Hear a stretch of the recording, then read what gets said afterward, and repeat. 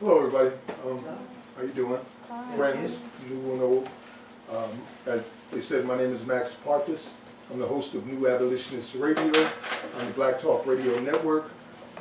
And I've been studying modern-day slavery and human trafficking now for over a dozen years, specifically in the terms of legalized modern-day slavery and human trafficking, not illegal, but legalized, where it's being done under cover of law and by our own government as well as private industry who have been working with them now for at least the past 45 years. And I've seen some amazing things and heard some amazing things. I understand that you watched the 13th today, the film. Did everybody here watch that today? You didn't see the 13th? You've seen it before? Yeah, we've seen it before. As a matter of fact, at the conference. We did Slavery by Another Name. You did Slavery by Another Name today? Yeah. Oh, okay, excellent. Slavery by Another Name is another one. There's 3 films that I was talking about earlier that I think everybody should see in successive order. That would be Slavery by Another Name, and I see we have the book here, Slavery by Another Name. It tells you a lot about how we came to be in this position using convict leasing and prison as the new form of slavery. So that's a historical perspective. The next one would be 13th, which tells you the loophole, what allowed all of this to occur and how it is occurring today. And then the final piece of that trilogy would be a film by the name of Do Not Resist. Do Not Resist tells you where we're going. So with those 3 films in your head, you'll become much more aware of the very real circumstances that we're dealing with. There is no mistake that we live in a nation that has the largest prison population in the history of humanity on planet Earth. That is no coincidence. It didn't just happen by itself. Right now, all over the world, 1 out of every 8 prisoners locked up anywhere on the planet are African American. And they're all located here. That's pretty wild to even think about, right? The whole globe, 1 out of 8 of all of the prisoners are African Americans. There are states that are so bad, like I'll give you an example, would be Ohio, where they have, I believe it's 92% white population and less than 4% black population, but blacks are incarcerated and arrested at 14-1. It's almost impossible to even think about mathematically. And that's not an anomaly. It's happening in many states across the United States. Here in South Carolina, it's a 5-to-1 ratio. We make, I believe it's 24% or 25% of the population. In Vermont, it's 12-to-1, where they only make up 2% of the population.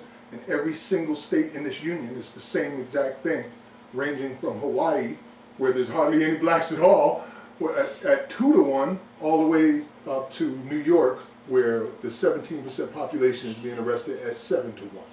So it's pretty insane. I want to play a couple of things for you guys to hear today that'll really give you a perspective of what it is we're dealing with. Just recently, I heard a radio program with a gentleman by the name of Dan Mickinson. Dan Mickinson. Is anybody familiar with him? Well, in Ohio, he's got a very popular radio show. He prides himself on the fact that he had all of the Republican candidates at his program and interviewed them. Also, after he made the statements, which I will let you hear shortly, he had more governors and so on come on his program. Apparently, none of them had a problem with what this man said. But it shows you how very serious these things are. So if you're ready and you got a moment, I just want to play this for you to hear. Hopefully I've got it set up right here. So many of the presidential candidates. All right, is that too loud? Sounds like it might be a little too. I don't want to have too much reverb going on. Okay. This is from a video I put together called Enemies. I do a lot of production of videos, and I present it in artistic fashion with poetry and music and studies and things like that, so people really can want to remember what they saw. You know, when you see something that inspires you or makes you nod your head, sometimes you remember. It's how the kids remember, so I concentrate on doing things like that a lot. But here's the beginning of Enemies. The Republican side in this election cycle go and bow down to this guy and they get on his radio show, and conservative talk, yeah, that's mainstream, yeah, that's what we believe, yeah. I'll tell you about who those guys are in a second, but first let's find out what this Jan Mickelson guy, who's influential in Iowa with his piddly little stupid radio show, is up to, and what he thinks about undocumented immigrants. He's got a bold new idea. Let's hear him out. As of this date, 30, maybe this is a totally arbitrary number, 30 to 60 days from now, anyone who is in the state of Iowa that is not here legally and cannot demonstrate their legal status to the satisfaction of the local and state authorities here in the state of Iowa become property of the state of Iowa. And we have a job for you, and we start using compelled labor. The people who are here illegally would therefore be owned by the state and become an asset of the state rather than a liability, and we start inventing jobs for them to do. Well, how would you apply that logic to what Donald Trump is trying to do to get Mexico paid for the border and for the wall? Same way. If you have come across the border illegally, we can give them another 60-day guideline that you need to go home and leave this jurisdiction. If you don't, you become property of the United States. And guess what? You will be building a wall. We will compel your labor. You would belong to these United States. You show up without an invitation, you get to be an asset. You get to be a construction worker. Cool. This is Fred. Good morning, Fred. Your idea is clever on face, but it sounds an awful lot like slavery. I think it go over like a lead balloon. So. No, you just read the Constitution, Fred. What does the Constitution say about the slavery? Well, I don't have my Constitution in front of me, and like I'm saying, it sounds like a clever idea, and maybe you could make it, put it in action, but I think the fallout would be so significant. I think what would be the nature of the fallout? Well, I think everybody would believe it sounds like slavery. Well, what's wrong with slavery? What's wrong with slavery? What's wrong with slavery? Wow. You heard it with your own ears. This wasn't from 50 years ago, or 100 years ago. This was this election cycle. This was a man who had sat down with all of the Republican candidates and had discoursed with them about this, and none of them, not a one, including the president, had anything wrong to say about that statement. Of course, that statement is very, very bad. Tell me what you think of it. See, you were very impacted just by hearing it.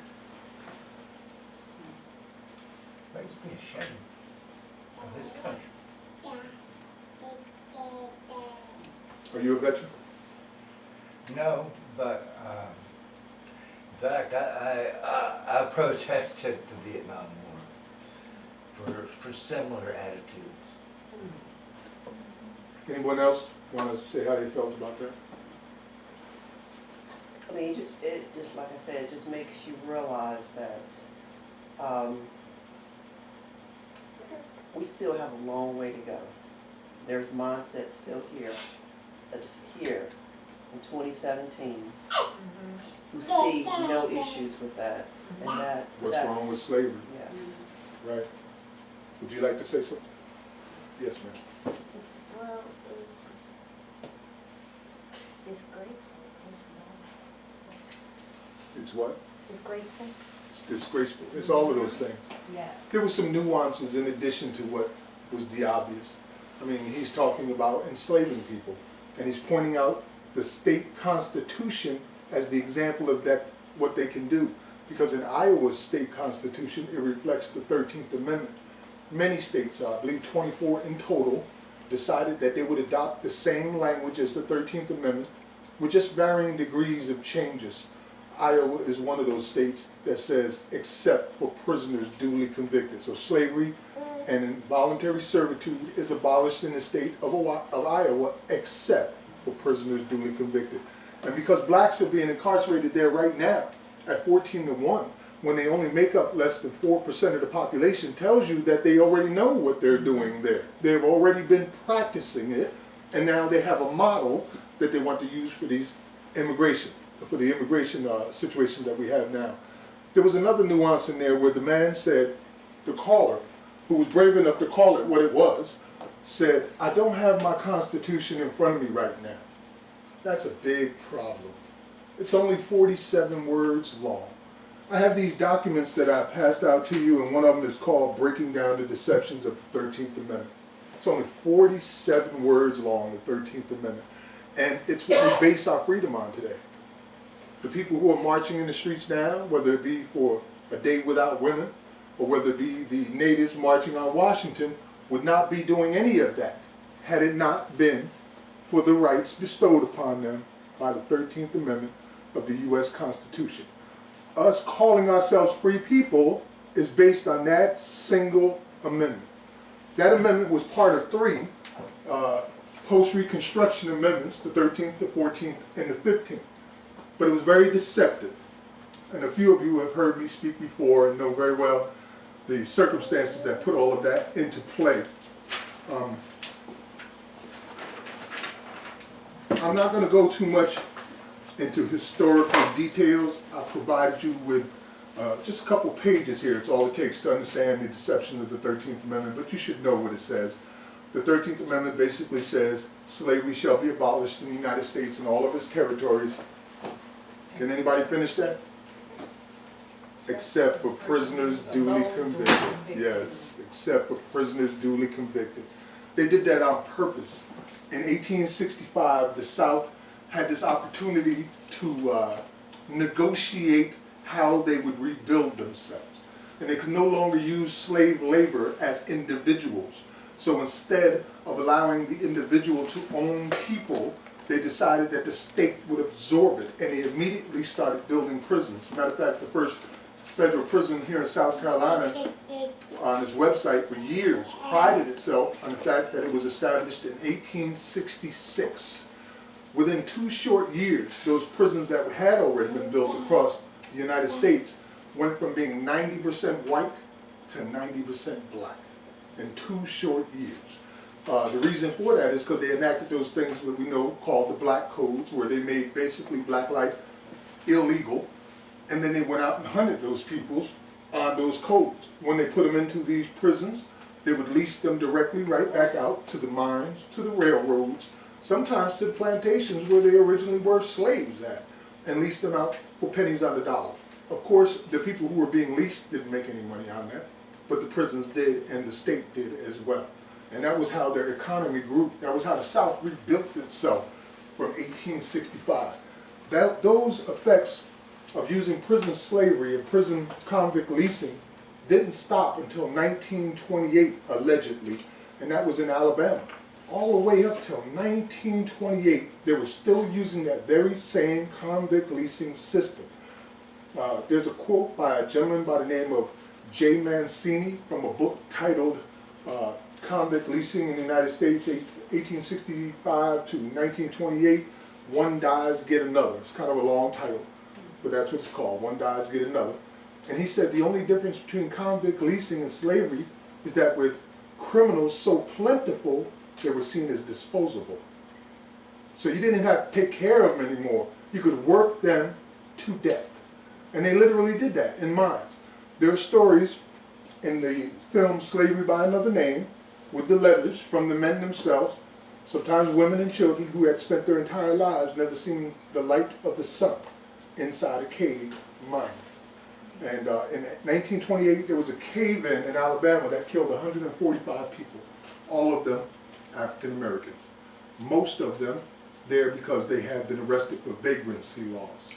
Vagrancy laws, which remind you a lot today of our very own vagrancy laws, our marijuana laws, where every 45 seconds someone is arrested over personal possession of marijuana, and the homeless laws, where it's illegal to feed the homeless, or if you get caught sleeping in the street or on a bench, you'll go to a prison or a jail. They're exploiting those bodies. Those homeless people that end up in prison may not have been worth anything outside. They may not have had 20 cents or $1 to buy a sandwich. But when you put them in a jail, they become part of a budget. And because their body is there, there is money that is allocated to that budget in order to maintain them. And that's where the profits come in. Now, as I said, I've been studying this now for about a dozen years or more, and I'm more than just an expert on it in a historical level. I am a victim of it myself. My father spent 12 years in prison. I have 2 sons who are now 16 years in prison. I watched my cousins, a group of beautiful young women by the name of Porter, last name Porter, 6 of them, all of them died of AIDS in this climate that we have. If you remember, there was a time when the drug epidemic really hit hard, crack and heroin in this nation, and we also know that there are connections that directly lead us to believe that that was something that was done intentionally. If you look at the situations with Ollie North and the CIA, crack cocaine, you'll find that there's a lot of government hands involved in what caused these huge epidemics within our nation. It was, from my perspective, meant to help to criminalize the citizenry. The modern day slavery and human trafficking system in this country is worth at least $500 billion. Just the Department of Corrections budgets alone, just for the United States. At one point, about 2 years ago, they were saying it was about $80 million. Everybody was talking about $80 billion a year. But we found out recently that was vastly underrated. It's actually closer to $200 billion a year, just for the Department of Corrections budget. In places like California, they get $11 billion a year for the Department of Corrections budget. Here in South Carolina, it's closer to $750 million. Not even close to what California does, but California is also leading the world in slavery and human trafficking and what they do there in incarceration. There is another video that is about 12 minutes long. I just recently created it. I've been developing these videos to help teach people, as I said, and using music and poetry. I would like to share it with you and then discuss it with you.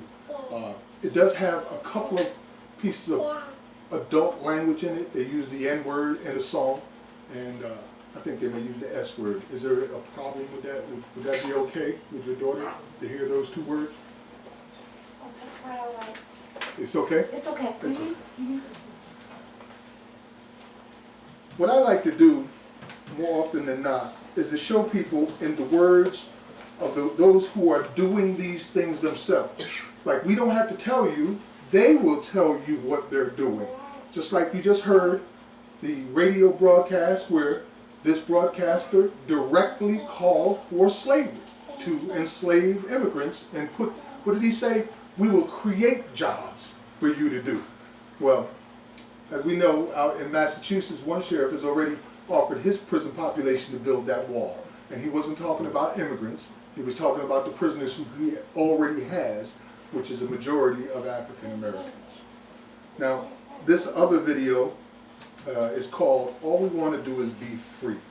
And as a poet myself, as I said, I like to incorporate these things in and to help people remember even better. And, you know, there's something about rhythm that helps us to keep things in our head, at least as a people. So in any case, I'm going to turn this on and turn it around so you can see it visually as well, and we can watch it together. Every man, woman, and child in Mississippi can rationalize how they have always been friends to the colored man. All of a sudden they wake up here one morning and are told that what the way they've operated for the last 100 years is wrong. This is a hard thing to just tell a man that he spent his life doing something wrong. He doesn't have to believe it. And then all of a sudden, we're some kind of demon. All we want to do is take the chains off. All we want to do is break the chains off, man. All we want to do is be free. All we want to do is be free. All we want to do is take the chains off. All we want to do is break. If I have that there, can you see it? Can you see it? Is that too small for you? Tilt it up a little bit? Yeah. Like that? Is that better? Okay. I'm sure you can hear it, it's just a matter of viewing it. All right. Every man, woman, and child in Mississippi can rationalize how they have always been friends to the colored man. All of a sudden they wake up here one morning and are told that what the way they've operated for the last 100 years is wrong. This is a hard thing to just tell a man that he spent his life doing something wrong. He doesn't have to believe it. And then all of a sudden, we're some kind of demon. All we want to do is take the chains off. All we want to do is break the chains off, man. All we want to do is be free. All we want to do is be free. All we want to do is take the chains off. All we want to do is break the chains off, man. All we want to do is be free. This video focuses on New York, but this is just a microcosm of White police everywhere else. officers don't have to be in black areas. They don't have to be. It's a matter of the effect of the state occupying those forces, sir. How about 70 to 75% of the crime in my city takes place in black cities? Problematic. All right, I think this is a debate. Veils in the culture, sir. This is a debate. Reduce crime. Okay, do-rag, pants-sagging, Jordans. That's like 75% of like everybody. We had just came out the house and we was walking towards the store, which is down the block. And they didn't ask for no ID. They just said search yourself. Put your hands up so they could search them. And they searched him. I was asking him what is it for, and they say someone just got robbed around the corner and he fit the description just like that. Pulled me over and started searching me and all that. And me being the person I am, I felt like it was a problem with it, so I gave him a problem. And long story short, I ended up getting a broke tooth. My baby mother's mother witnessed them beating me in the back of the car on my way to the precinct. I came home from doing 13 days on Rikers Island. And when I finally seen the judge the second time, she couldn't figure out what was the reason for them stopping me in the first place. Degrading My rights and father. Be literal. I simply can't just walk down the street without being accused for something that I had nothing to do with. Let's get to a point, they're getting used to it now. You see cops, you automatically know they're gonna search you. Your pants off your behind, they're gonna search you. Every kid's not a criminal. Every kid not doing nothing bad. But that's what they do. All we want to do is break the chains off, man. All we want to do is be free. I'm going to continue this. I just want to tell you a few things that, because you weren't able to see this close up. Some of the visual images, when you heard Rudy Giuliani talking, for instance, there was a newspaper article there. The headline said, Giuliani being paid big bucks to lobby for major prison companies. So you're talking about a former mayor of New York who was in bed with the prison companies on a radio station talking about how blacks are so criminal that they need to send these white cops in order to keep them in line. And he's working with the prisons himself, which are for-profit prisons.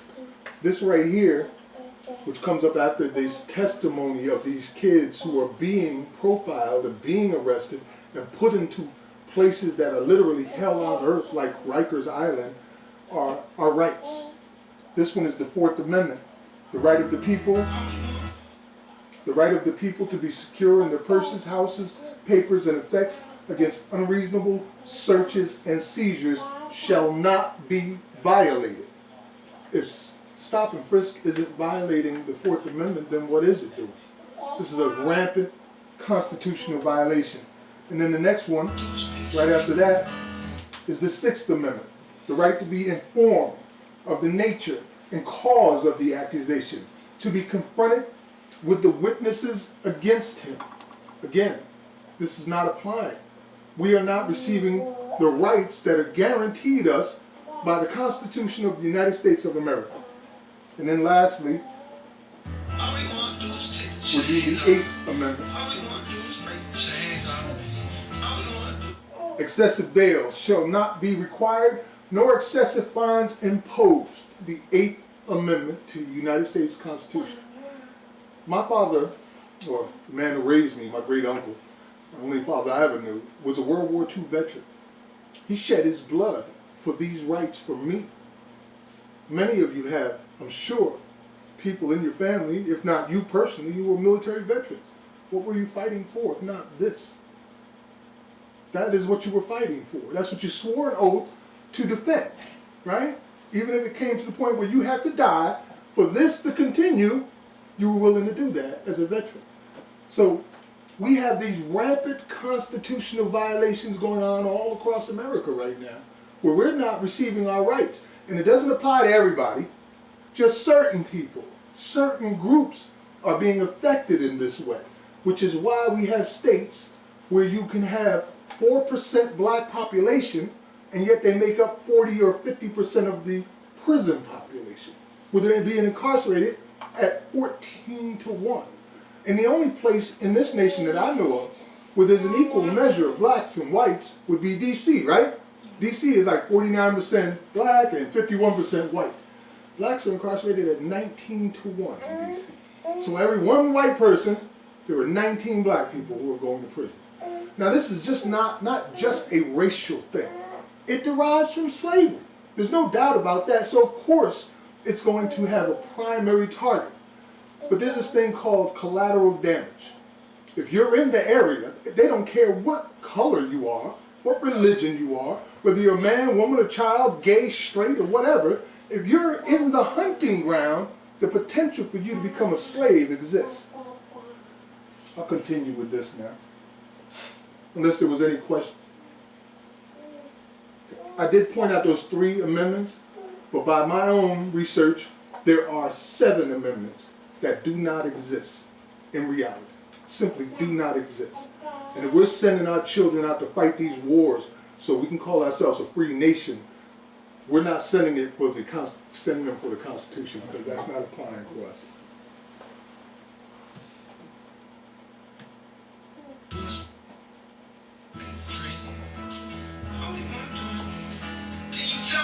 The department says there are no quotas. Well, I can tell you, I'm a police officer, there are quotas in the NYPD. Are they lying? Absolutely. It's illegal for them to admit it. They come from different precincts, largely minority neighborhoods in Brooklyn or the Bronx, but their stories are remarkably similar. They tell you this to your face. Black Hispanics between 14 to 21. They must get stopped. They're plaintiffs in a federal class action lawsuit that claims the NYPD is violating a 2010 state ban on quotas, speaking out together for the first time. At the end of the month, these officers, whoever don't have that arrest, or those few summonses, they're pressured to find something. You might not see nothing. You're supposed to be visible. You might not see anything, but you go hunting, like bounty hunting for an arrest. Locking up some old guy, some homeless guy, finding somebody who's riding a bicycle on the sidewalk, who's spitting, and you bring him in. The problem is when you go hunting, when you put any type of numbers on a police officer to perform, we are gonna go to the most vulnerable. The most vulnerable? Of course, we're gonna go to the LGBT community, we're gonna go to the black community, we're gonna go to those people that have no vote, that have no power. If we start doing what we're doing in Midtown Manhattan, a phone call to the mayor's office is gonna be made. That's gonna be the end of it. We're the predators, they're the prey. The worst thing you can have is a police officer that needs an arrest for the month. So you're all minorities. How does that make you feel? It's horrible. This is something coming from the top that trickles its way down, and this is why we're all here today. That's the testimony of active duty policemen in New York. They are telling you, without stuttering, we're hunting people. This is what we're doing. We're not out here preventing crime anymore.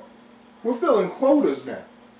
So we have to fill these quotas by finding people that have warrants or have violated some kind of obscure law, whether it be vagrancy laws or marijuana laws or whatever it may be, and they go out and they stop and frisk as much as an 87% black and brown population until they find enough people to fill these quotas. Now, why would police have quotas? That's a good question. There's several reasons. I'll give you 2 of the most clearest. When we incorporated private prisons into the United States government, when we started that in the 80s with Ronald Reagan, he was the first one to establish a private prison here, and that was in Louisiana. It was a women's prison. It opened the door for the first time since 1865 for the individual to once again own people. Now, how can you once again own people? If you buy stocks in prisons, prison stocks and jail bonds, you're not buying a piece of that building. You're buying the idea that it will always be filled with human bodies. So now you're literally buying people. And that's how slavery was born again in this country, starting with the drug war in the 70s, and then the legalization of private prisons, once again, privately owned prisons in the 80s. And then also with the Clinton crime bill, which expanded it greatly and criminalized black life to a degree we hadn't seen since the 1800s. So Clinton was personally responsible for at least 1 million bodies going into the prisons, and which he has apologized for himself. So that's one reason. The other reason is these private prisons set a trend, as Bill Clinton himself said in his apology. And the trend that it started was showing the states, local communities, how to use their prisons as economic development programs. And these prisons have contracts with the states, the private prisons, that guarantee an 80 to 100% occupancy for 25 years straight. Just gotta think about that. How are you gonna guarantee a prison's gonna be filled for the next 25 years? And what happens if you can't fill it? There's two things that they do. The first is, like in Arizona, they have what they call a low crime tax, meaning that if there's not enough prisoners to put into those prisons, then you, the taxpayer, have to pay for those empty beds. Because remember, you're not buying beds and buildings, you're buying people now. So you, the taxpayer, would have to pay this low crime tax in order to make up for the loss that these prisons who have these guaranteed occupancy rates would lose. So that's the first way that they do it. And the other way, pardon me, but my train of thought gets a little bit lost in this part, getting below. All right, the other way that they would do it is they sell their stocks on Wall Street based on how many people that they have in these prisons. So it's in their best interest to increase the prison population. The more people you've got, the more money you're going to make. Right before the election of Donald Trump, Barack Obama and his Department of Justice, through a lot of pressure from people like myself and the Abolitionist Movement, had to do something about this, had to say something. So they came to the conclusion that they would eventually phase out their use of private prisons. This happened August 18th or July, August 18th of 2016. Do you remember, anybody remember that statement? Remember the statement? So they announced it publicly. We're going to phase out our use of private prisons.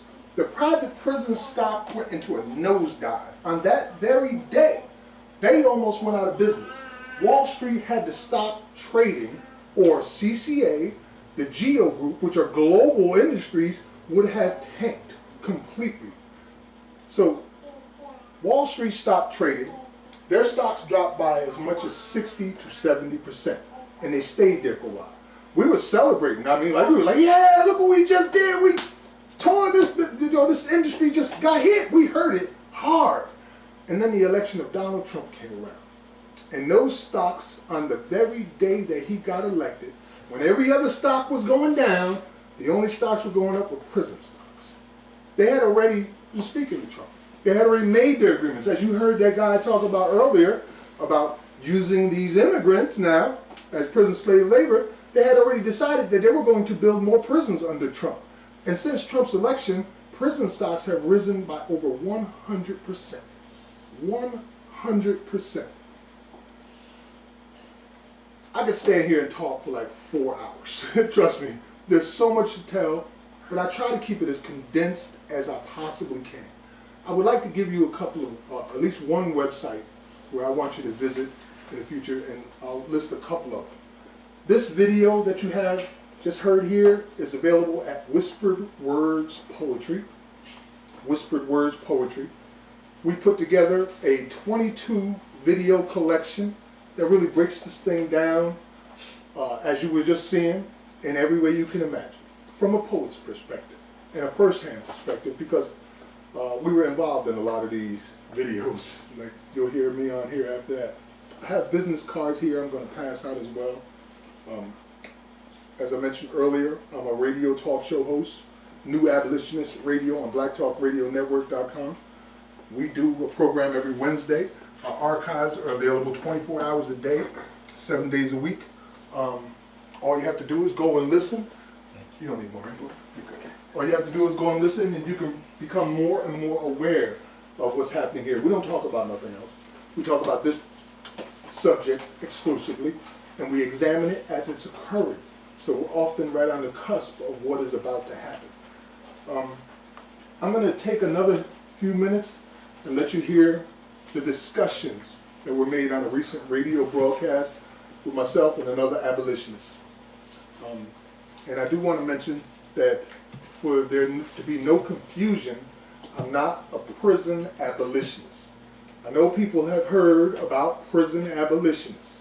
I am not a prison abolitionist. I'm a slavery abolitionist.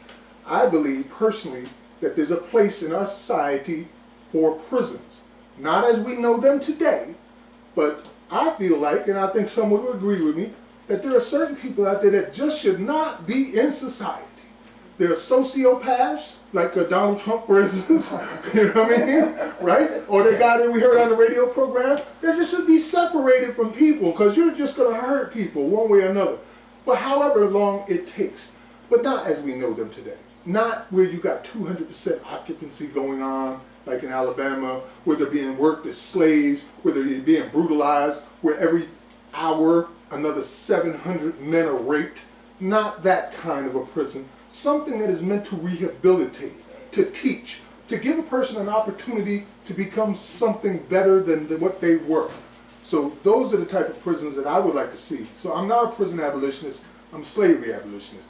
I believe that slavery never ended. I believe that I can prove it beyond a shadow of a doubt, and I have done it before. And I also believe that that is the key element of which our fights and our efforts should be aimed at. If we topple that one domino, all the rest will fall down. That is the strength and the power of what we are calling white supremacy. Without that slave labor, without that ability to walk up to you with a gun and a badge and say something wrong and see what happens. Without that ability, they don't have the power that they have. They won't have the power that they have now. At least that's the way I and many others believe it. So we're attacking this as abolitionists, the same type of abolitionist fight that was fought in the 1800s. And the reason we're doing that is because we did not finish the job. In 1865, as we started, you all know, there was an exception clause put into the 13th Amendment, and that exception clause has grown to what we see now with the largest prison population in the history of humanity on planet Earth. And I know you've heard numbers, like 2.5 million or 2.4 million people are in prison, right? You've heard those numbers, 2.4 million and so on. Well, those are the low end, because they're not counting the jails. Every year, 13 million people go through the jails. Every single year, 13 million just through the jails. Then you have to count probation and parole. Then you have to count juvenile detention facilities. And you have to count immigration facilities. So when they say 2.4 million in prison, they're only talking about the prisons themselves in a static number. The total is closer to 24 million people a year going through this system. And every single one of them is earning money for the prison prosecutors. Here's a composition. Unless you have any questions, let me ask that first. If you have any questions, otherwise I'll play the rest of that conversation. Anything? Man, I must be doing a good job explaining this thing, right? But I think personally that you all know already. I find that to be true. Wherever I go in the country and I talk to people about prison abolition or slavery abolition, or in any context, they usually already know all the details. But sometimes you'll see it in their eyes where it clicks, where they go, abolition, slavery. You know what? You were absolutely right. And they know it all already. It just clicks. And that's where I come in to try to help you get that click moment. Hopefully, the rest of this will give you that click moment. Without saying this is the politics of crime, we are discussing the politics of crime. When you look at Ethan Couch of suburban Texas, white boy, accused of multiple murders and admits it, and used a defense called affluenza, meaning he had too much money to realize his wrongs, and then get free with a slap on the wrist. The black man can get 30 years under some three-strikes law for stealing Snickers. Therein is the politics of crime. The politics of crime affects a certain group of people. You know, we tend to overlook the racial factor in all this. You know, we talk about slavery. You know, when you talk about slavery being reinvented, a lot of times those are misnomers. You know, slavery never stopped. You know, we are in the witness the continuity of slavery. It has taken on different names, different forms, but it never stopped. And so the same way we had abolitionists during the days of chattel slavery, we need to rise up today and become abolitionists. There's no way in the world that anyone here under this system cannot be an abolitionist. I mean those who are adversely affected. The only thing different from then and now is the deception. The politics of crime are the politics of slavery. We know what these black code laws were, why they were written. So after private-owned plantations were disbanded, they were absorbed into the state. And so now we have state-owned property, or as the rap group called themselves, state property. We are state property now. I like to begin it that way. Also, I appreciate the music in the intro. Got me in the mood to break the neck of the prison industrial complex. I rest my mic. All right, thank you, dear brother. Anybody? I'm not even sure this brother's name. Just recently we was on a radio broadcast that reached about 300,000 people. There was maybe 6 of us, and everybody had something to say. They all knew what was going on. He was one of the brothers that knew it, what was happening. And he broke down really well. There's one more part that comes after this where I break down another section of it. But what he was saying, how the state absorbed what the private citizen could no longer do. You know, you can't just go out and buy yourself a human anymore, but through the prisons you can do that. If you're a 12-year-old boy in China, you can just go on the internet and buy you some prison stocks and suddenly own what is in reality people, and watch your stocks rise as the prison numbers increase. There was one visual over here where he was talking about the politics of criminality and saw a bunch of faces across the top with text going down. That was the that was pictures. Anybody else? Yeah. Yes, sir. You want to go right ahead?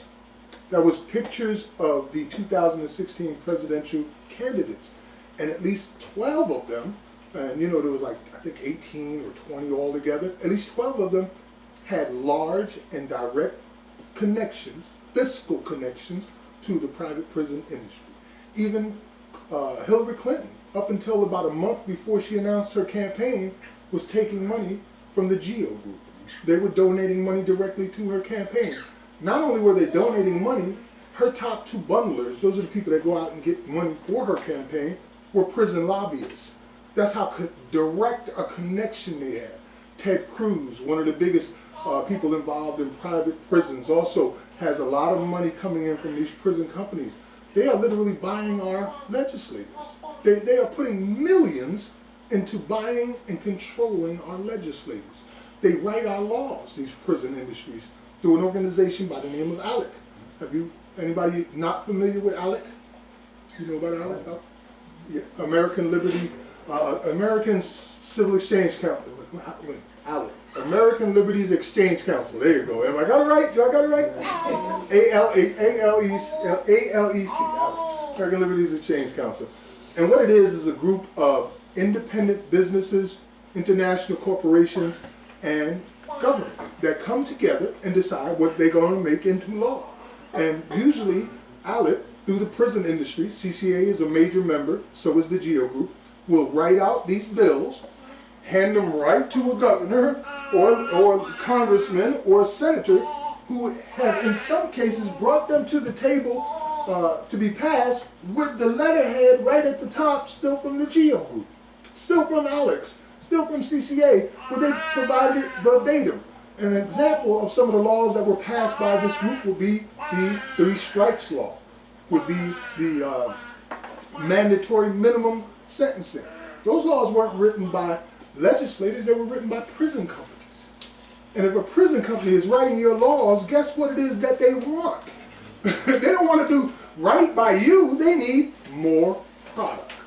So I was saying I would play the rest of this. This will be the last part of it here.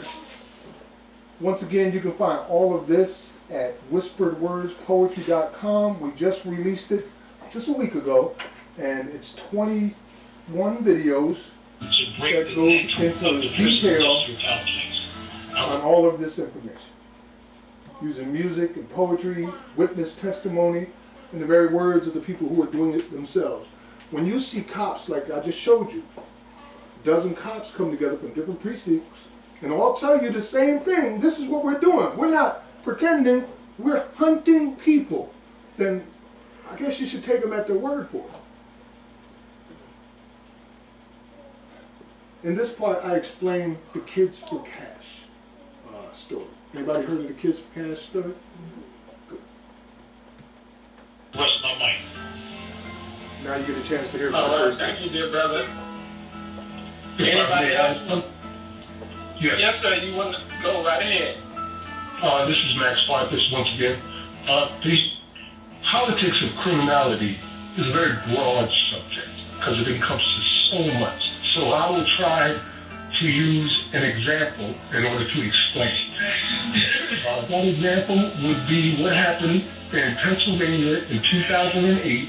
The 2 judges were pled guilty and received 28 years in prison for accepting under-the-table bribes, or what you call it bribes, from a private prison company, juvenile detention prison company, by the name of Merkel. This company was paying the judges to simply be an assembly line of bodies, of children's bodies. So, in upwards of 5,000 cases, the judges were selling these children to this private prison and convicting them without any representation, sometimes not even the parents in the courtroom, of things like tossing a piece of steak at the or rolling on the desk, or making fun of their vice president. At least one of those children committed suicide, and all of their lives had changed. The Supreme Court had to overturn all of the convictions made by these 2 judges. Now, with these 2 judges being the center of this story that we're putting out, and the culprit behind it all being the corporation, the way the criminality played out through politics was you criminalized these children. Not because they had done anything wrong, but because by becoming a criminal, you are able to incarcerate them for a fee from the taxpayers. This company, Merkel, made nearly $1 billion. They created jobs for guards. They created jobs for construction workers, jobs for everybody that either worked on or supplied that prison for children. Several prisons, actually. So they used that as an economic development program. And their economic development program in Pennsylvania, in this county, was through the buying and selling of children by incarcerating them. They didn't work them. It wasn't the work that was making the money. It was the simple possession of their body for as much as $220,000 a year per child. This is played out in every neighborhood across America with more than just adults. The Department of Justice has investigated like a dozen cities, and we are all aware that they come to the same conclusion. Rampant constitutional violations, conspiracy where many people within the local government are working in order to exploit bodies through taxes, through tickets, through no-knock warrants, through search and seizures, and on and on. This is not something I'm thinking of. These are the facts as presented by our very own Department of Justice. So, if you can imagine that one story I told you about, expanded across every state in this country, that is the politics of the criminality.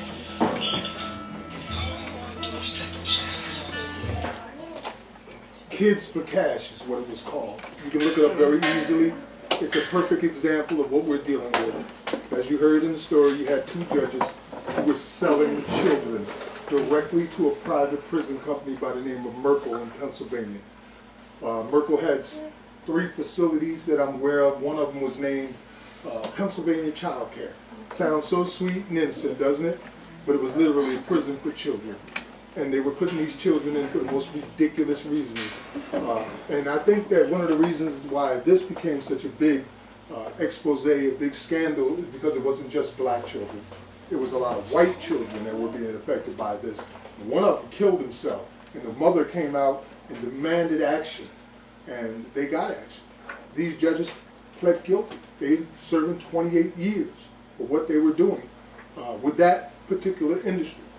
The company, which was behind it all, by the name of Merkel, as I mentioned, made $1 billion on incarcerating these children. What happened to them? Nothing. They got to pay an $80 million fine. That was it. Nobody served time. Nobody's in jail. They made $1 billion, gave back $80 million, and walked away scot-free. They're running our country. Literally, they have spent, the prison lobbyists has spent nearly $50 million between 2002 and 2012 doing nothing but lobbying Congress. When you say lobbying Congress and $50 million, you can imagine easily what that money was happening with that money. It was going into the pockets of legislators. It was going into their campaign funds.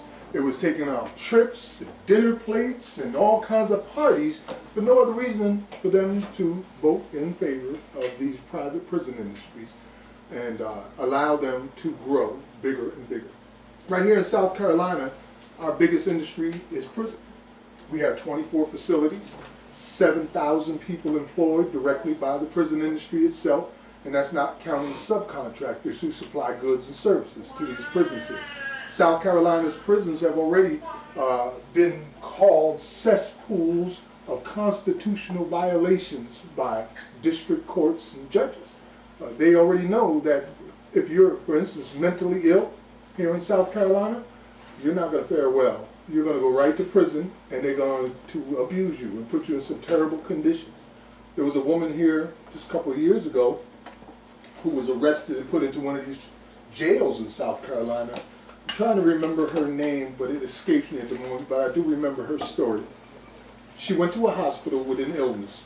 We all do that sometimes, right? We get sick, we go to the hospital. But apparently, something occurred that set off a red flag, and somebody from the hospital called the cops. The cops came and arrested her on a shoplifting charge from 8 years ago. From 8 years ago. Now, this is in the middle of her being in the hospital. Took her out of the hospital in handcuffs, put her in a jail cell, and then let her die there within 28 hours. She died of dehydration. Now, how do you die of dehydration in 28 hours? She threw up that much. She was vomiting continuously. She was dealing with, I believe, diabetes, as well as several other issues. The guard came in early on when she started throwing up, gave her a garbage bag and said, throw up in this, and didn't come back again for 28 hours. When he came back, she was dead for a 8-year-old shoplifting charge that she was innocent of to begin with. That happens here in South Carolina on a regular basis. So I know there's a lot of new people that just walked in. Forgive me, I will try to give you an update on where we started at and where we're at. But I guess I'll begin by just briefly reintroducing myself. I'm Max Parthas. I'm the host of New Abolitionist Radio.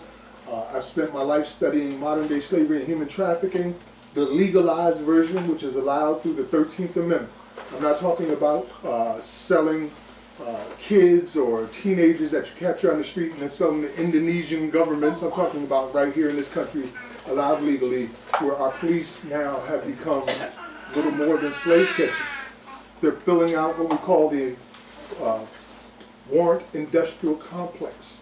I don't know how familiar you are with how warrants work in this country right now, but the Department of Justice has discovered that in several places like Ferguson and Country Club out in Missouri, there are more warrants than there are people.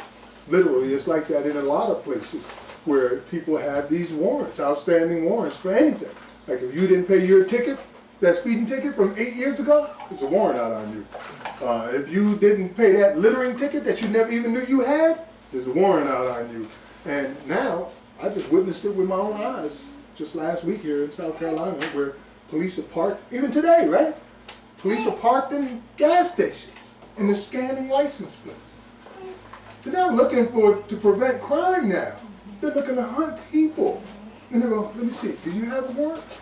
They don't care what the warrant is for. Their job is only to fulfill that warrant, to collect the person that warrant is on. And usually if it's somebody's poor, who doesn't have the money to pay for bail, then right away the violations start occurring. You go into this jail, they say, look, you got this 8-year-old shoplifting charge, and because of late charges and all of these different things, and interest is accrued, it was $300, now it's $3,000 or $4,000, which has happened to me, as a matter of fact, with tickets from California with driving tickets, speeding tickets. I ended up having to pay like, what was it, $8,000 altogether? Yes. Yeah, like $8,000. So now you're a poor person with a $3,000 or $4,000 debt you're looking at to get out of jail. And guess what? You're not getting out of jail. Where you gonna get that from? Like, most people in here can't pull together $3,000 or $4,000 that quickly, so you're gonna lose everything. You'll lose your job because you can't get back to work. You're gonna lose your integrity because everybody's gonna look at you as what? A criminal now. You've been in jail for 3 months. Or what are you gonna say? It was over a traffic ticket, dude. Come on. Who was I supposed to get $3,000? If you haven't heard of the Khalif Browder story, it's right now being shown on Spike TV. Jay-Z produced it. You should really watch that. He's a perfect example of what happened.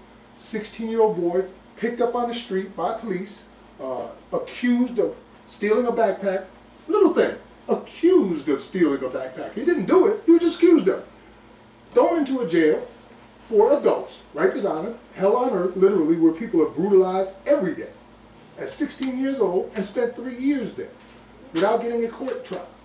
They kept doing what one guard told me, who was a retired Rikers Island guard by the name of Robin K. Miller, and she wrote a tell-all book. And she personally told me on our radio program, Max, what they're doing is called bullpen therapy. Now, what's bullpen therapy? It's where we keep taking you back to court and delaying it, until eventually you get to the point where, you know what, I've lost everything. I want to get out of here, so what will you do? You'll plead guilty to something that you didn't even do. And that's what Khalif Browder did not do.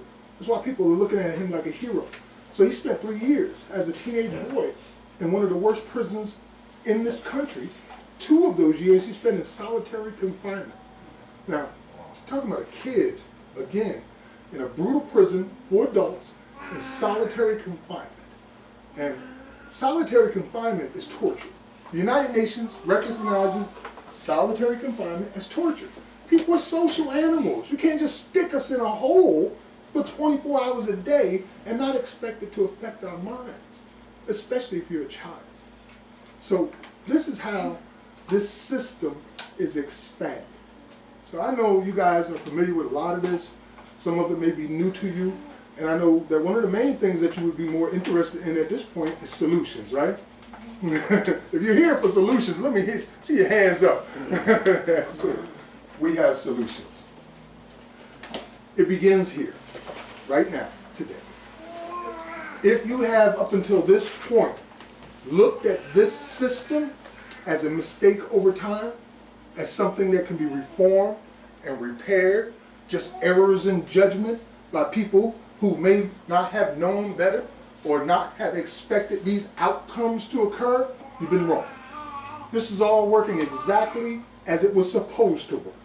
The 13th Amendment was inserted into the Constitution of the United States of America with an exception clause for a reason, in order to change from the individual owning people to the state taking that now, and you becoming state property. It's a well-oiled machine working exactly as it was intended to, and it cannot be reformed because it is a crime against humanity.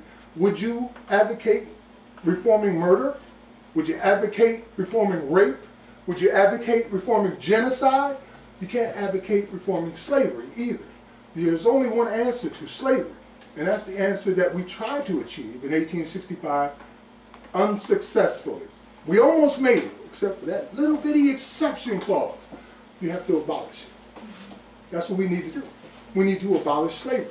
So what we're going to do now is we have a schedule of events that are going to occur, and we need your help. On March 19th, we're having what we're calling the Millions for Prisoners March on Washington, D.C. If you have somebody in your family who is affected by this prison system, then it is really important for you to be there, to represent for them. And we want to get as many bodies as we can have there. And the reason is, as Frederick Douglass said, that we have to have power behind our words. You know, we have to show power. And if we just had 2 representatives, for every 1 person being affected by this system, there would be 48 million people in the streets of Washington, D.C. And they would hear us then. And we're coming with demands. I don't expect 48 million people. I can wish, right? I can wish. I mean, what couldn't we do if we had 48 million people in the street? But I can wish. So let's just hope for a few minutes. Nonetheless, we're bringing legislators with us and legislation. We want a constitutional convention. Now, whether we want one or not, it's going to happen. Republicans, backed by international corporations, as of last year, were only 6 states away from a constitutional convention. So it's going to happen. What we want is that exception clause, which is in the 13th Amendment, omitted. It should simply say slavery is abolished in the United States and all of its territories, period. There should be no exception to slavery because it opens the door for exploitation. And we all know there are many sociopaths out there who really don't care about who they use or who they hurt as long as they're making their money. So that's the first thing. The second thing is we don't expect to get a constitutional convention right there and then. I mean, that's be silly. It takes 3/4 of the Congress and Senate in order to approve a constitutional convention. So the Republicans are working on that. Good. We're going to be ready when that time comes. But before that, we want discovery. So we're asking for congressional hearings on the 13th Amendment and its effect on our society for the last 152 years. What has happened?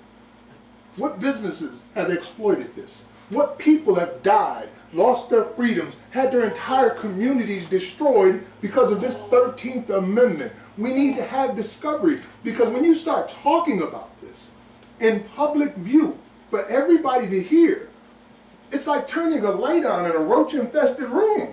You're going to see everything start crawling out of the woodworks, and it will shock this nation, because most people don't know what's going on. They just hear what they're being told and accept it as true. Most people is like that man who was on the video a little earlier when the gentleman who was a radio broadcaster was asking about bringing slavery back, and he said, read the Constitution, and the guy says, well, I don't have my Constitution in front of me. They don't know. They don't know. If he had known, he would have been like, you're right, there is an exception right in there, and we could exploit that. He would have probably said that. You know what I mean? So we want discovery. We want to show people how, for instance, the transport services, I'll give you an example there, which were recently under congressional hearings, and that started coming to light, where they were showing that these transport services, which are owned by private industries, taking prisoners from point A to point B, were losing prisoners, and I don't mean like they were just like getting out the truck and going away, they were dying on the way there, under strange circumstances. We had reports, congressional reports, right there in front of Congress, where they were telling about how a bus driver, one of the bus drivers, said there was a man being raped right behind him, and he couldn't do anything about it. There was instances where they had prisoners who were supposed to go from one prison to another, who were literally, their bodies just vanished under mysterious conditions. People being brutalized and just treated like garbage and dirt and disposable people in this transportation system. And they use a lot of these transportation systems because human trafficking is involved. And that was one topic that I didn't touch on, but I will touch on just briefly right now so you understand what I mean when I say human trafficking. When we think of human trafficking, we think of taking people from point A to another country or another state, right? And moving them over there. Well, that's what happens in our prison industry. Because of those guaranteed obligational contracts where they said we will keep these prisons full, 80 to 100%, but the next 25 years, if they're not full, a state like California will ship its prisons over to Arizona in order to fill those beds there. A state like Vermont will ship its prisoners to Michigan, which is what they are doing. States like Colorado will send their prisoners also to Michigan. And one of the most blatant examples is Hawaii. Hawaii, if you get arrested in Hawaii and you get charged with a felony, and nowadays everything is a felony, you don't do time in Hawaii. They send you to a prison in Arizona built only to house Hawaiians. It's called Elo, and the only thing in it is Hawaiians. Now, you didn't commit a crime in Arizona. You know, you committed a crime in Hawaii. What the hell are you doing in Arizona? These companies, these private prison companies, because they are one company like CCA or Geo Group, feel that they can take your body and just move it wherever their companies are at. That's human trafficking, and it's illegal within our own laws. So I have these documents that I provided today for those that have not gotten any yet. This one right here, where you see with the Millions for Prisoners Human Rights on March on Washington, on the cover, it tells you a little bit about the march and how you can get involved. We need you to be there, and we need you to let people know what's going down. Behind that is an article called The Long Binding Chains. It was written by myself to help clarify how prison slave labor works today. So you can go through that. It's very easy to understand with the example of Alabama. This other one here, as you can see, got a little picture. Town struggles after closure of prison, its largest employer. Many of these towns' largest employers are prisons. And if you look behind that, you'll see breaking down the deceptions of the 13th Amendment. But we go through it word by word and show you how everything applies. These are also available online at blacktalkradionetwork.com. And if you see some of the parts are a little darker than the other, those are highlighted words that are links. So if you want to learn more about that particular thing, you just click the link and it gives you the full story, historical, and examples. Yes, ma'am? Oh, you're passing one around. Does anybody else need any? I have some up here.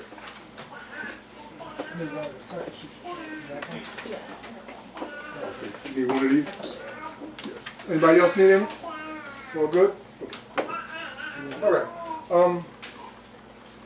We don't need reformers. We need abolitionists. We need to change minds. We need people to start looking at this as a crime against humanity and then acting accordingly. Once you change your mind in that perspective, everything you think about what you thought you knew about the prison industry has to change by default. You can no longer apply the same arguments you had yesterday as a reformist trying to fix it when today you're an abolitionist trying to end it. You have to start looking at it a very different way. And you got to be careful with your family and your children and your grandchildren because they're hunting you. They are hunting you. You saw it with your own eyes on the video. You heard the testimony of the officers who are doing it saying, we are out hunting people. We are trying to fill quotas. They didn't mince their words. And right before that, you heard the radio talk show host talk about why they're doing it. Because slavery. Because we want to use these people, their bodies, for physical labor. So slave labor is a big thing in this country. There's 1 million people right now behind bars making commercial goods sold on the open market. Everything from, well, right here in South Carolina, they were making Victoria's Secret underwear here in South Carolina prisons. But they even work call centers. In California, there are 33 factories built into the prisons. Some of them are call centers for AT&T. So when you call up AT&T and you're looking for service, you might be talking to a person who's doing 30 to life and making 11 cents an hour manning this AT&T call center. Wow. And that's just some of the examples. McDonald's, Burger King, Wendy's, They use prison slave labor.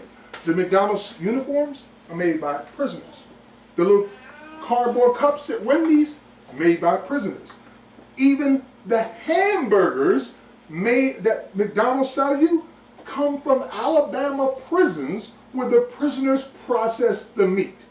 Now, I can understand having a prisoner fix a road or a bridge or clean up a mess after an ecological disaster and things like that.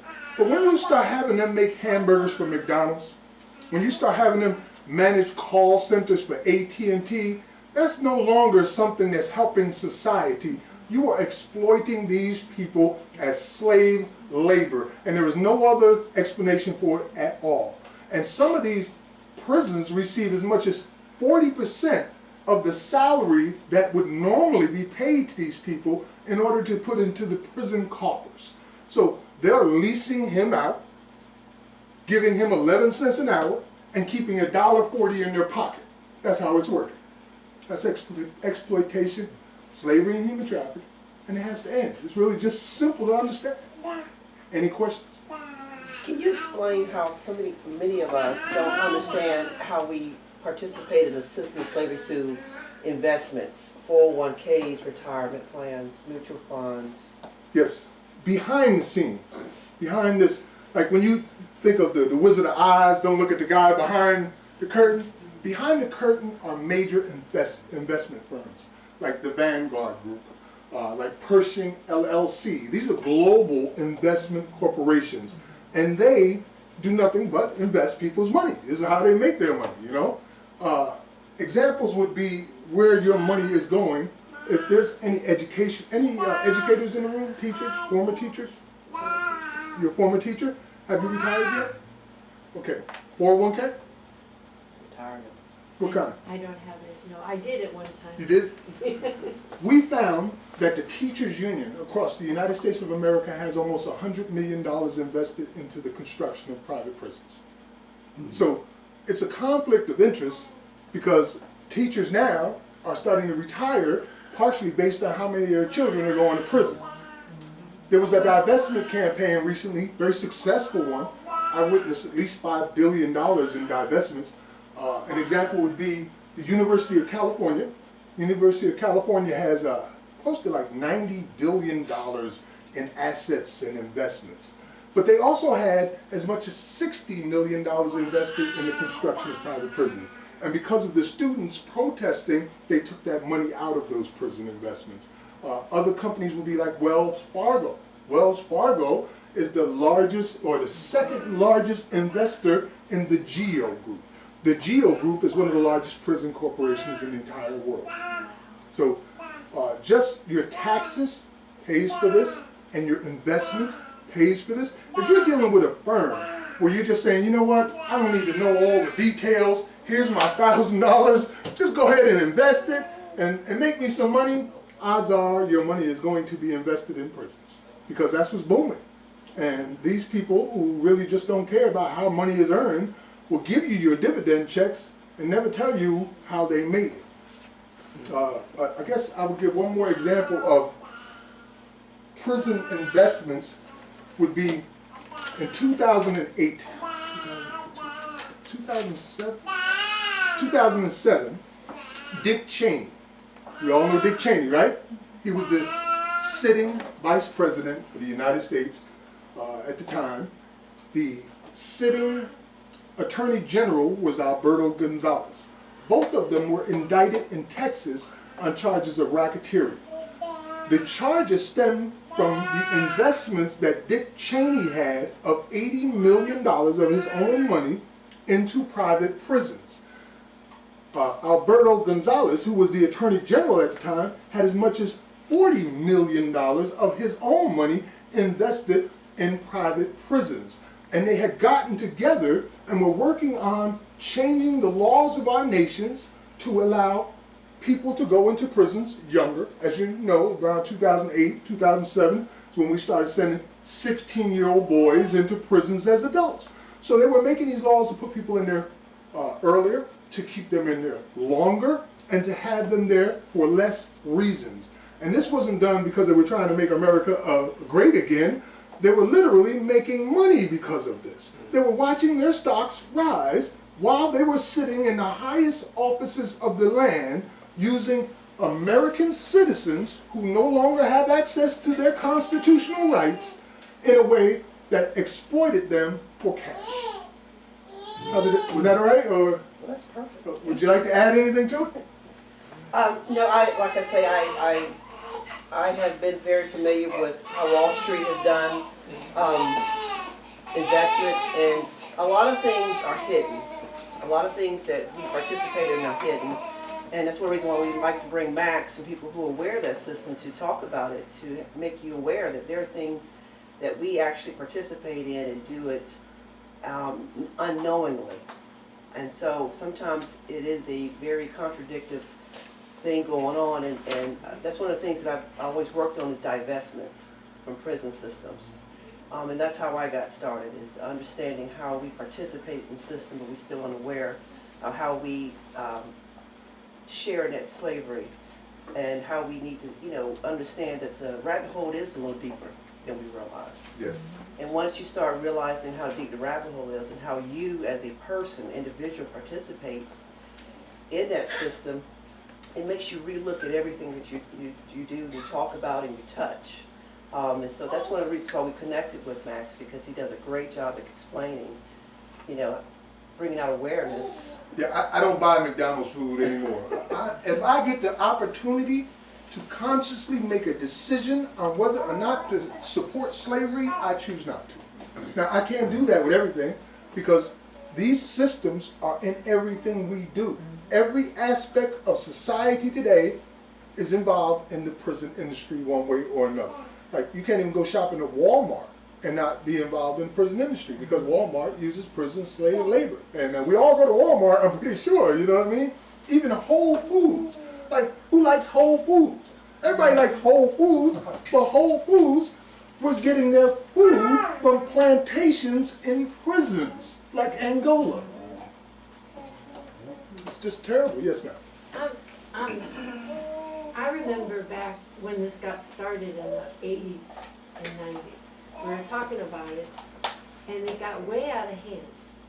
And I remember back in the 70s, when I talked to a hospital administrator, we were walking around, we were going to do some fundraising, and she said, the only thing we got to do is fill these beds.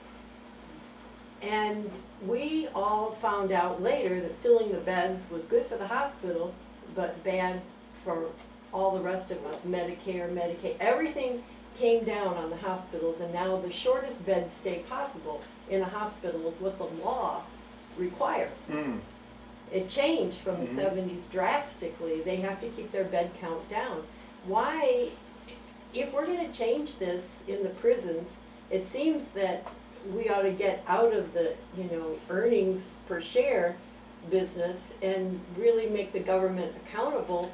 And then you've got the judges, you got the police, you got all these other layers that they're not there in the healthcare system. But how would you change it? Would you turn it? Would you have more people released, or would you pay them a living wage so they can support their families while they're there, and give them a job when they get out? Force them to change the corporate system in order to give the prisoners a chance to rehabilitate and have a job when they get out? Or would you just make it turn back to the state, the government? What's the solution you want? I can give you what we're trying to attempt and explain to you based on the way we see it. We don't see all the people who are in prison as criminals. We know that in the jails alone, more than 50% of those people have never committed a crime. Remember, it's innocent until proven guilty, and yet they're forced to stay in these jails, sometimes as long as 3 years, like Khalid Browder did, even though they were innocent. In the jails, it's the same example. We have seen story after story after story, and one example I'll give you would be the incentive that is provided to crime lab technicians and crime lab departments, where the prisons will pay them extra money for every positive result that they provide. So there's an incentive to provide positive drug reports and positive alcohol reports. And one of those technicians got busted 3 years ago. Her name is Annie Dugan, and she's in Massachusetts. She had affected up to 60,000 cases. So there's 60,000 people that she gave false testimony on in order to earn a few dollars in her pocket, whose lives were ruined. That's just one example. There are 14 states that use that very same incentive. That's very same incentive across 14 states, where they pay crime lab technicians extra money for positive results. So just using that, there's more examples than that, but that's just one part of how we know that at least 40 to 60% of the prison population we have today shouldn't even be in there. They should be released with no debts, with no obligations. You don't owe anything. We did you wrong. You didn't do us wrong, and we need to let you go. And if we do that, that itself frees up somewhere like $80 to $100 billion annually. $100 billion annually. What could we do with money like that? We could take that same money and reinvest in the futures of these people's lives who we just destroyed, right? We could help them get educations and jobs and rebuild their communities. Just another example would be, and I've mentioned this on numerous occasions, the private industries that incarcerate teenagers like Khalif Browder in New York is $350,000 a year per child. $350,000 a year per child to incarcerate one child, like a Khalif Browder. You know what we could do with money like that? Instead of just throwing it at these prison profiteers, if you had $350,000 right now, I bet you could tell anybody that wanted to hear it, I guarantee you'll never see my children. They will be good. We will send them to college. I will make sure that everything will be fine. They'll have everything they need. You'll never see them do anything wrong because we have all the resources we need now, right? But we would spend $350,000 to incarcerate a teenager and not spend $10 to help them get into college. Not spend $100 to help start a teen center. Not spend $1,000 to build a park or something where they could spend their time. We don't even want them to go to school anymore because we know that throughout the past decade, and we've seen it happening all across America, where in communities of colors, they're shutting the schools down. They're shutting them down and building prisons. In Chicago, they shut down 30 some odd schools and they built new prisons. Same thing happened in Philadelphia. So releasing those prisoners would free up a lot of resources. Then you wouldn't need all these prison guards. And if you started eliminating some of these vagrancy laws and some of these black code laws that we exist under, like the marijuana laws, for instance, where every 30-something seconds another person is being arrested for personal possession, when we start eliminating those, we start freeing up the need for all of these policemen. You don't need all these policemen parked in our neighborhoods, reading our license plates, scanning our faces, and trying to find out if we have a warrant. That's an occupying force. So those are, again, things that we have that we don't need. They're only there for one purpose, and that's to keep creating revenue. Keep creating revenue that runs many of these towns. Hell, for all I know, right here in Spartanburg, the main source of income could be your police department. I haven't researched it. Maybe you guys might know. What is the main source of income for the city of Spartanburg? Is it tickets and fines and fees? Because that's where it is where I live at. Every Wednesday and Thursday, they open up the door to the courtroom and you see all of these white faces standing behind the desk from the judge to the prosecutor, and you see all the black faces coming in to pay their fines and their fees and all of their different costs that have accrued for whatever reasons. It's just filled. It just looks like it's the 1800s again. And that's their number one source of income. So if you don't know, check. See what's happening here in Spartanburg. Where is your money coming from? Where does the city get its money from? So hopefully some of that answered your question. I think what I'm hearing, if I'm hearing you right, is to look at the corruption in the system now and release the prisoners who are falsely in prison.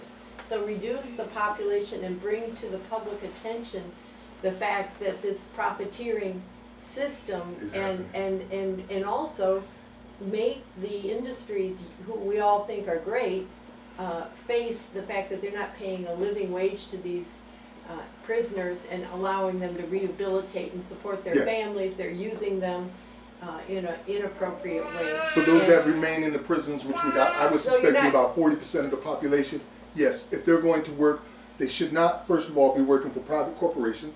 They should not be working for McDonald's or any place like that. They should be doing things that help society and getting paid a living wage for that. Example would be California uses 4,000 inmates, including juveniles, to fight forest fires. They get paid less than $2 a day. What about their families? I mean, what if they had jobs in the prison where they had at least a minimum wage or living wage for their families, and they had a job with that company when they got out? I mean, would that be, I mean, that way they're saying, we've got something for you to make sure now that you're gonna be okay, and they put them in training. I mean, they treat them with, but get rid of the people who, and put them back in society who don't, or shouldn't ever be there. Right. I think a lot of them, but the most severe cases rehabilitate, you reduce it by an enormous percent. But what about the public visibility of all this that you said? It is not on the radar that I see. One of the things in the that we media. tried to achieve, and we weren't successful fully, but we did make history, is I personally lobbied Bernie Sanders. I talked with his campaign managers, I talked with him, his South Carolina campaign manager, as well as his national campaign manager, and we talked about this very subject. And they became very sympathetic for it, and they wrote a bill called the Justice is Not for Sale Act. The Justice is Not for Sale Act of 2015, it came out the end of 2015, right? End of 2015, it banned private prisons from operating in our country, period. Gave them 2 years to shut down and move out, which I thought was a great idea. We should not have any industry whose sole purpose is to incarcerate people, and the more people they incarcerate, the more money they make.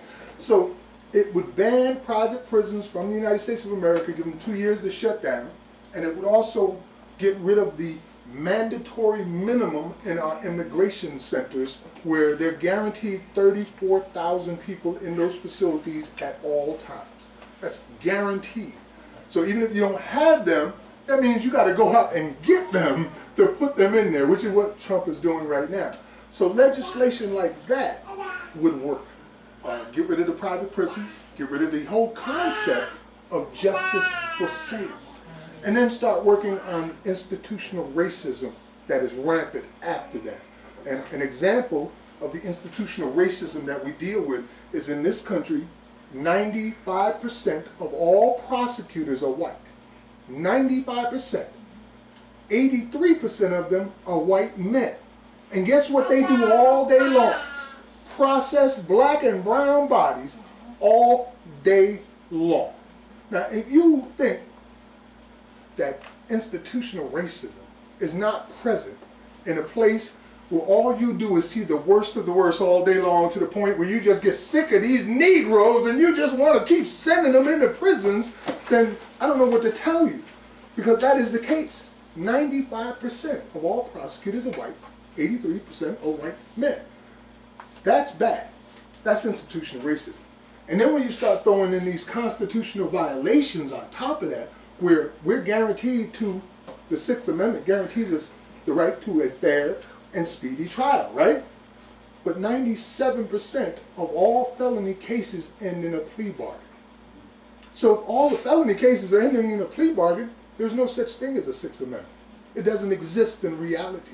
You are just forcing people to plead guilty to crimes that they didn't even commit by stacking felonies on them. So like they could arrest me right now and say, you know what, we found a joint on you, Max.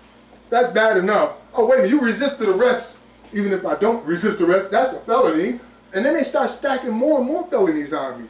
And then when I get to the court, which I don't get to see at trial, the prosecutor, working with this district attorney and the public defender, who is understaffed, underfunded, overwhelmed, will simply want to get my body going as soon as possible.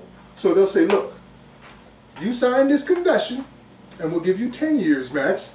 And if you don't sign it, guess what? You're looking at 80 years, guaranteed. And I'm like, yo, all I did was have a joint. My God, I've been in here 3 years, like Khalif Browder. I've lost everything. Guess what I'm going to do? I'm going to sign that plea. And 97% of the time, that's what happens. So those are things that we have to start changing. But we cannot change them until we change our minds first and start looking at this that is being done to us, U.S. citizens, as a criminal act, a crime against humanity. Anything else? No, you answered that. Ultimately, you do close them down in a couple of years and get it cleared out, fixed, and shut down. Somebody, I was talking to somebody recently, and it dawned on me that I can tell somebody right now, I know how long it takes for slavery to go across the entire world. I've watched it with my own eyes. 45 years. That's all it takes. In 45 years, you can go from just having a regular prison system to having slavery everywhere across the entire globe. The GEO group that I gave you an example of before was at one point the number 2 second largest private prison company in the world. They're stationed in Florida. They purchased a subsidiary by the name of G4S, which is also a private prison company stationed in Florida, but their main companies are in Africa and in Europe. G4S is the largest private employer on the entire continent of Africa. On the entire continent, the largest private employer is a prison company. In Australia, all of their prison system is owned by the GEO Group, a private prison company. Their entire country. In Guantanamo Bay, you know, where you be hearing about all of the torture and stuff going on, that's run by the GEO Group. The very same group that runs these children's detention centers, that runs these immigration centers, runs Guantanamo Bay. The same thing with the Haitian refugees that come in, they're held in GEO Group facilities. These companies didn't even exist 45 years ago. Now they're the largest companies and corporations in the entire world. Right. We'll take one more after this. I'm going to mention one thing, and maybe Max can address it also. And that is, you know, when we talk about prisons, right, and when we use the word prisoner, talk about a person in prison, right, you know, there's a certain image that comes to our mind. And that is, right, you know, that for the most part, we think about violence, right? That, you know, this is a real bad person. That's why they're in prison. But, you know, do you know what percentage of people in prison that are low-level crimes, that's nonviolent offenses? Yes. And also, you know, like particular low-level drug charges. You mentioned about, you know, hey, just having a joint, and you get a long jail sentence. You know, you may have got busted 3 times for having a joint, right? You in prison, like, you know, you're somebody that's terrible citizen. Any information on that? Yes. And after this, one more question. We're going to shut it down here at 4:30, and we're going to talk about what else we got for the evening. The answer to that is the FBI just released their statistics on who's being arrested and why. 96% of all arrests being made now are for nonviolent crimes. 96% are for nonviolent, often drug-related, but just listed as nonviolent crimes. With no victims, victimless crimes. We're not talking 50 or 40, 96%. Is that sufficient? Yeah, because I mean, I think, you know, most of the time, right, we don't really realize that, you know, people that may go to jail, they're still human, they're still people, and we don't look at the treatment that they may receive. You know, these long sentences, like even in Spartanburg County now, Spartanburg, they're looking at, you know, if you got a family member in jail, that, you know, you got to have a video chat with them. You don't only get to see the person face to face, right? I mean, and you know, and I think, you know, we do a human rights piece, right? I think, you know, you look at it, right? You know, people have a right to have access to their family. They mentioned Hawaii earlier, right? Mm-hmm. If you're in Hawaii, you know, you're transported to Arizona. You mentioned was Arizona. And so, right, you know, and so still, right, you know, how can your family come see you? And so these comes to human rights violations, really the borderline of torture. You know, and so I think that, you know, when we start looking at this piece, right, you know, we need to look at it more than just what people write in an article. You say, okay, well, we got this prison population. And remember, these are human beings. And you know, and I think your march is August 19th. August 19th, yes, of this year. And what you just mentioned about the video conferencing, again, that's personal experience. I'm a victim of it. My sons have been in prison now for 16 years. One will be getting out this coming May for the first time. I'm looking forward to that. But I haven't seen him now in almost 4 years. And the reason I haven't seen him is because of those video conferencing. I used to be able to go to New Jersey to visit my son whenever I was in town. They was like, you know, you're coming from South Carolina, you're his parent. Sure, as long as it's during a work day, come on in and see your son. And then the last time, about 4 years ago, I went in and they said, no, you can't do that anymore. From now on, you've got to use this video conferencing, and it's $15 for 10 minutes. Yes. $15 for 10 minutes. So you've kidnapped my son, and now you're going to sell his image back to me in order for me to see him at all. I can't physically see him now. I got to pay you to see his image. And that's also very interesting, right? You know, once you're in prison or in jail, you know, having access to phones, having access to certain items, you know, necessities that you need, you know, just toiletries, hygienic products. I mean, it's a racket. It is. You know, make a phone call. I don't know how much it costs, but you know, it's high. There was a letter that was sent to the prison by some of our allies asking them about stamps, because stamps cost as much as 8 times the amount in prison as they do in the streets. And the prison replied, and I've got a copy of the letter at the house, saying that there is no oversight regulations that require them to sell it at a specific price, so they can put it at whatever price they want to. And they do that not only with stamps, with paper, with commissary. Some companies have exclusive deals with the prison, like Nike. Like, if you want to buy some sneakers in prison, you're going to get Nikes. End the conversation. If you want a bag of potato chips, there's a potato chip company that only sells their product to prisons. You can't get any other brands. You're just going to get this one brand. And there's many corporations and companies that exploit that, particularly because of no oversight. We just told stories recently where I'm trying to remember the name of the food supplier. There's a food supplying company, I think it's Horizon or something like that. I may be mistaken. But they were selling these foodstuffs to the prisons and supplying the edibles for the prisoners filled with maggots. Literally giving these prisoners maggots. And when the FDA was called in, they were told that because these are private facilities and not licensed eateries, they have no jurisdiction. So there was nothing they could do about it. So they're feeding them maggots. Right now in Flint, Michigan, right now, the jails, not just the prison, but the jails, where again, innocent until proven guilty. If you go to jail in Flint, Michigan, you are going to drink poisoned water. You have no choice. That's the only thing they got available. They don't bring you bottled water in a jail. You are going to drink poisoned, lead-tainted water in jail. It doesn't matter if you get pulled over for a speeding ticket, a littering ticket, and put into this thing for 24 hours, that's what you're going to get. So you're literally poisoning people. Last question.